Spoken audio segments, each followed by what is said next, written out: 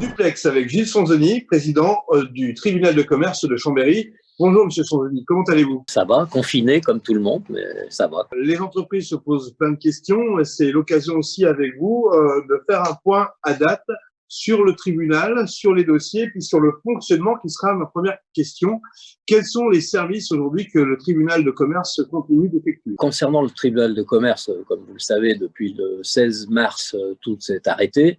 Le tribunal est fermé au public, mais dès le 16 mars, on a communiqué à tous les organismes qui sont éventuellement en contact et très largement avec les entreprises. Je citerai pour exemple la CCI, la Chambre des métiers, l'Ordre des experts comptables, l'Ordre des avocats, la préfecture, la Directe, l'URSSAF, j'en passe, qui peuvent relayer l'information. Donc le tribunal en lui-même, à travers le tribunal digital que les greffiers au niveau national ont élaboré avec Infogreffe, etc., permet ce tribunal digital de dématérialiser toutes les procédures.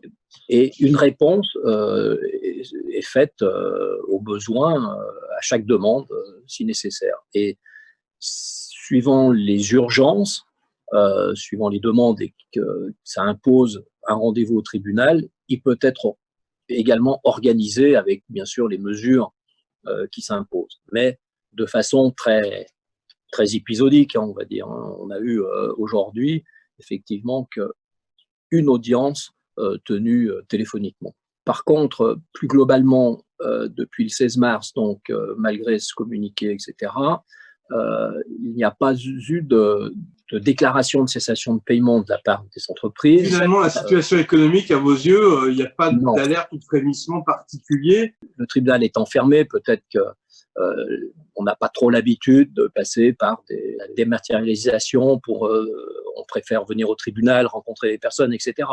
Donc je pense que ce flux habituel qu'il devrait y avoir, avec une économie qui se portait pas trop mal, on va dire, avant, c'est la vie normale des sociétés, quoi. Enfin, c'est la naissance et la disparition des sociétés, donc c'est 450 depuis 3 ans en Savoie. Donc aujourd'hui, c'est une situation qui n'est pas habituelle. Donc les gens, je pense qu'ils sont dans l'attente, soit ils sont dans le non-dit, ce qui peut être le cas aussi. Ils saisissent l'opportunité peut-être d'accéder à des prêts qu'ils n'auraient peut-être pas eu dans des circonstances plus normales, etc., etc. Ou ils retardent en disant, bon, de toute façon, il n'y a rien qui se passe, je ne vais pas plus créer de dettes, je ne fais rien, etc.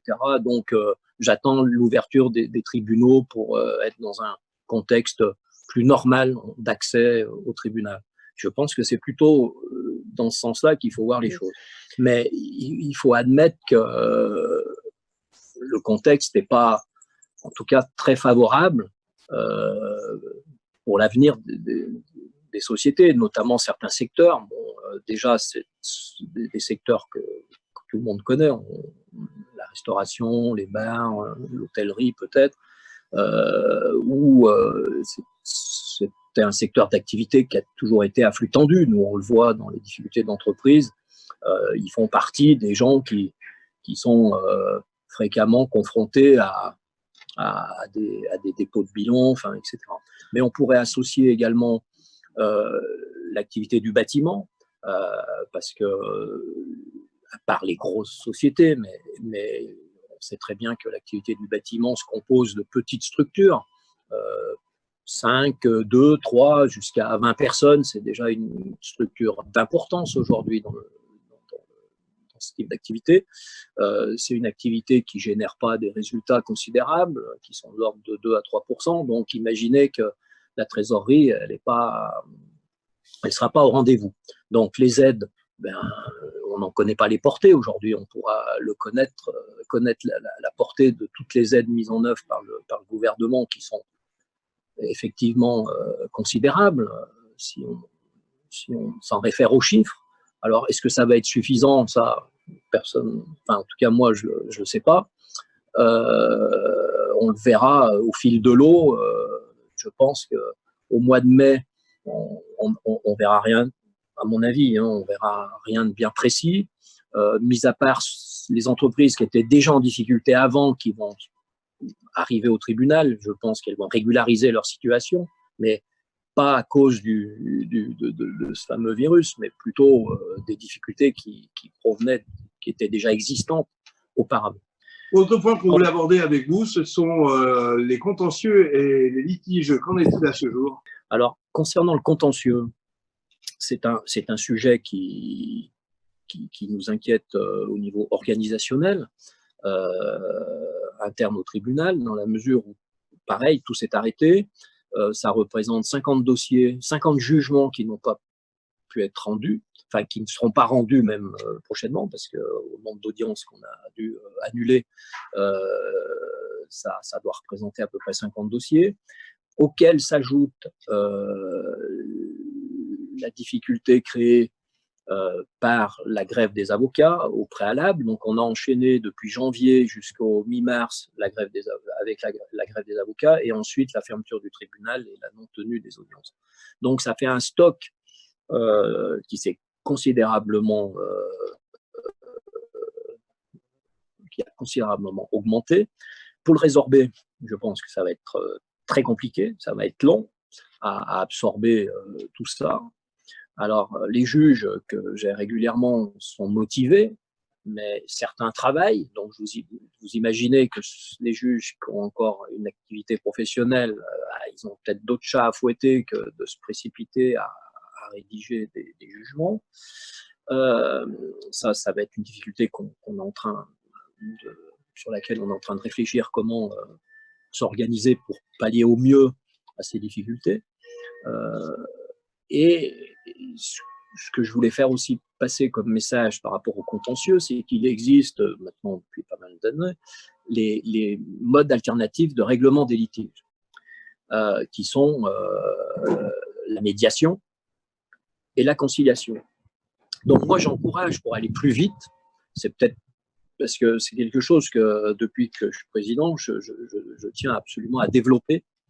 Pas que les juges veulent plus juger, mais je pense que mettre des chefs d'entreprise avec leurs conseils, ça n'enlève rien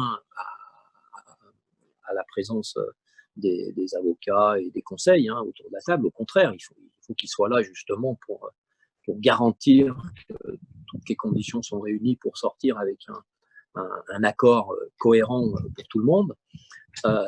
Ça sera plus rapide qu'un jugement aujourd'hui, dans la situation actuelle. Donc je pense qu'il faut peut-être passer le pas de posture de blocage qui ne permettrait pas de trouver des solutions de rapidité par rapport à ces modes alternatifs de règlement des litiges. Vous confirmez qu'au 11 mai, le tribunal va reprendre ses activités normales? Non, je ne peux pas le confirmer. Il est encore trop tôt. La semaine prochaine, on va organiser une réunion physique avec le greffe, parce que ça implique, vous savez, comme on est organisé un tribunal, il y a un greffe qui est une structure, une entreprise, on va dire, privée, et les juges, qui sont 28, le tribunal, le greffe représentant 15 employés. Il faut qu'on en parle ensemble, voir comment on s'organise. Dans tous les cas, je ne pense pas que le 11 mai, il y aura une audience, il ne faut pas rêver. On table plutôt pour le 18 mai. Quoi. Président, merci en tout cas pour cette intervention. Voilà. Je vous souhaite une bonne continuation. Prenez soin de vous et à très bientôt sur Savoie News.